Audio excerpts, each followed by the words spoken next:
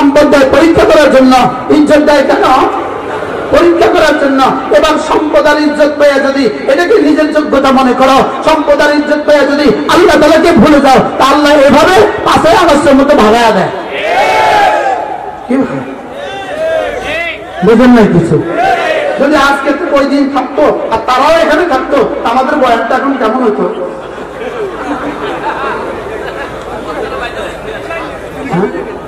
আর উনি এখন এখানে বসে বসে কি বলতো?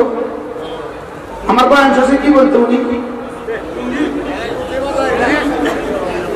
এতক্ষণে কয়বার জঙ্গি হইতো? আসলে জঙ্গি আমরা না, তারা।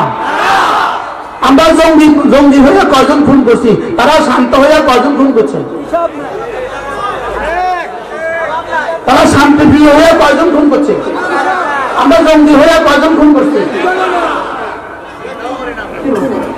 আমরা কয়জন খুন করছি? এই দেশে ওলামা একদম 16 বছরে কয়জন খুন করছে? আমরা হলাম জঙ্গি, আমরা একজনও খুন করি নাই। ওরা হলেন শান্তিপ্রিয়, কতজন খুন করছে? তাহলে বুঝে গেছে এটাই হলো এই শয়তানের ওই অংশ। এদেরকে জঙ্গি কর আর খুন তোরা কর। কি ভাই, শেষ পর্যন্ত বোধোদয় হয়েছে। আমাদের আজকের বাংলাদেশের র্যাব প্রধান তিনি অকপটে বলে ফেলেছেন, গত 16 বছরে জঙ্গি দমন নামে যত ষড়যন্ত্র হয়েছে, জঙ্গি দমন যা হয়েছে সব ছিল নাটক। সব ছিল কি বলেন? কত মারকুল খালি করেছে জঙ্গি দমনের নামে, কত নারীকে বিধবা করেছে জঙ্গি দমনের নামে, কত স্বামীকে, কত বাবাকে সন্তান হারা করেছে জঙ্গি দমনের নামে। জঙ্গি দমন করছে না সন্ত্রাস করে নিজের গতিটাকে হত্যা করে নিজের গতিকে সুসংহত করার চেষ্টা করেছে? জঙ্গি দমন করছে না নিজের গতি হেফাজতের চেষ্টা করছে? বুঝতে পারলাম না। জঙ্গি দমন করছে না গদি হেফাজতের চেষ্টা করছে? শেষ পর্যন্ত গদি আছে না নাই? আর জঙ্গিরা এদেশে আছে না নাই?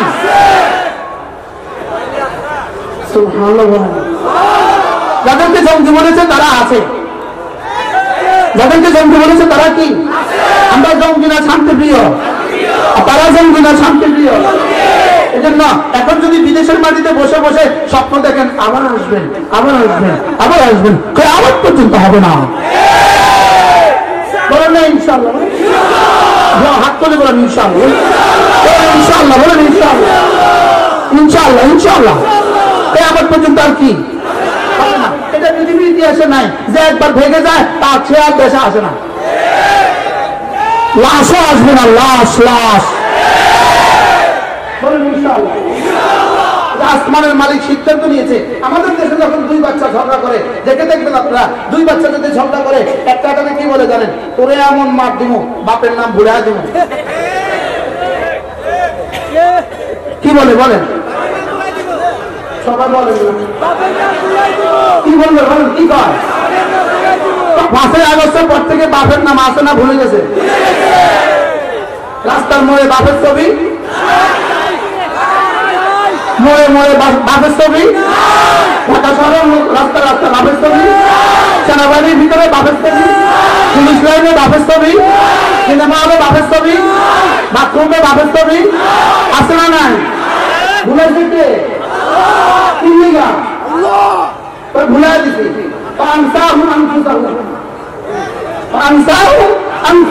যখন তোমরা আমাকে ভুলে যাও তখন আমি তোমাদের বাপের নাম সব ভুলে আগে। তাহলে বাপের নাম আর কেউ দিবে এদেশে ইনশাআল্লাহ?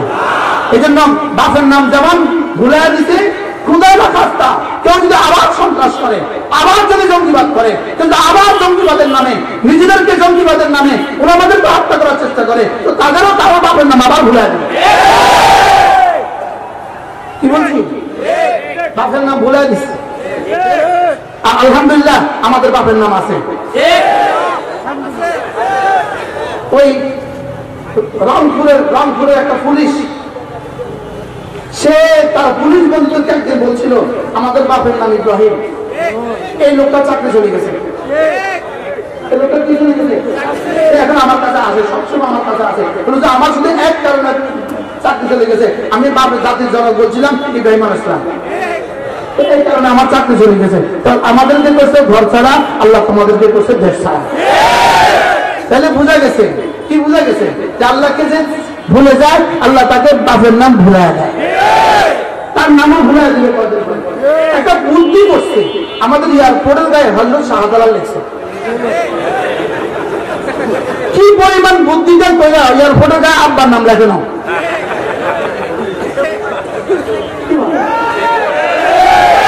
এয়ারপোর্টের গায়ে যদি আব্বার নাম লিখতো তাহলে যাত্রীর একটা অসুবিধা বেশি হয়ে যেত, কারণ সারা দুনিয়ার সমস্ত এয়ারপোর্টের শিলচক্কর গুলো আবার মুছতে কষ্ট হইত।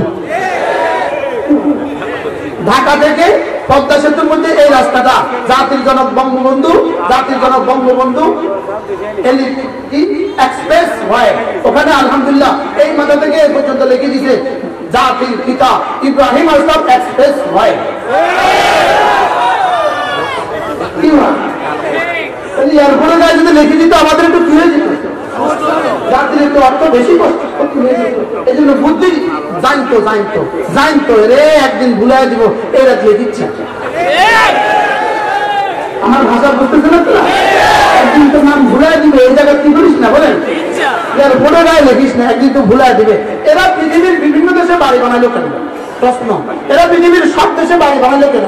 এক একজন অস্ট্রেলিয়া, চীনে, জাপানে, আর সুইজারল্যান্ডে, আর ইটালিতে, কানাডা, বেগমপাড়া, আমেরিকা, নিউ ইয়র্কে, ওয়াশিংটনে, দুবাইতে, মালয়েশিয়া, সব দেশে বাড়ি বানাইলো, ইন্ডিয়া বাড়ি বানাইলো, সব দেশে বাড়ি বানাইলো কেন? এই আতঙ্কে বাড়ি বানিয়েছে যে বলা তো যায় না যেদিন পালাইতে হয় কোন দেশের ভিসা নিলে, বলা তো যায় না। শেষ পর্যন্ত 5 তারিখে কোন দেশে আর যাইতে পারে নাই, শুধু ওই দেশে গেছে যে দেশের সকাল সন্ধ্যায় তাদেরকে গোমূত্র দিয়ে নাস্তা পরিবেশন করা হয়। কি দিয়ে বলেন, কি দিয়ে? গোমূত্র দিয়ে নাস্তা পরিবেশন করা হয়। এই জন্য আল্লাহ আমাদেরকে এখান থেকে শিক্ষা নেওয়ার তৌফিক দান করেন। এই জন্য আল্লাহ তাআলা বলেন আলাম তারা কাইফা ফাআলা রাব্বুকা বিআদ ইয়াওমা যাতিল ইমাদ ওয়া তামুদ আল্লাযীনা জাউ আস-সাখরা বিল ওয়াদ ওয়া ফিরআউনা যিল আওতাদ। এই জন্য আল্লাহ তাআলা বলেন ফাসাব্বা আলাইহিম রাব্বুকা সাওতা আযাব। এদের জন্য এদের মতো জুলুম যেই করবা তার উপর আমি আযাবের চাবুক কষায় লাগায় দেব, যেই জুলুম করবা তার উপরে আযাব লাগায় দেব, যেই জুলুম করবা তার উপরে আযাব লাগায় দেব। আল্লাহ আমাদের সকলকে হেফাজত করুন। আমার কাছে কতগুলো কিতাব আছে, একটা কিতাব আল ওয়াবিলুস সাইয়্যিদ, এটা বিখ্যাত কিতাব, আল্লামা ইবনে কাইয়িম আল জাওজিয়া আলাইহিস রহমানের বিখ্যাত কিতাব। এই কিতাবটা আপনার জীবনে প্রতিটা ইবাদত আপনি কেন করবেন, কিভাবে করবেন, সব এর মধ্যে লেখা আছে। এটা আরবি ভাষায় লিখিত কিতাব, আমরা বাংলা করে আপনাদের কাছে পৌঁছাবার চেষ্টা করছি, শুধুই উম্মতের দুয়ারে দুয়ারে কিতাবটা পৌঁছাবার জন্য। আমাদের গাড়িতে আছে, যারা পারেন নিয়ে যাবেন। আমাদের কবিগার মাদ্রাসা প্রত্যেক ইংরেজি মাসের শেষ শনিবারে জিকিরের মাদ্রাসা, যারা পারেন শরীক হবেন। এই সূরা ইনশাআল্লাহ আগামী বছর আল্লাহ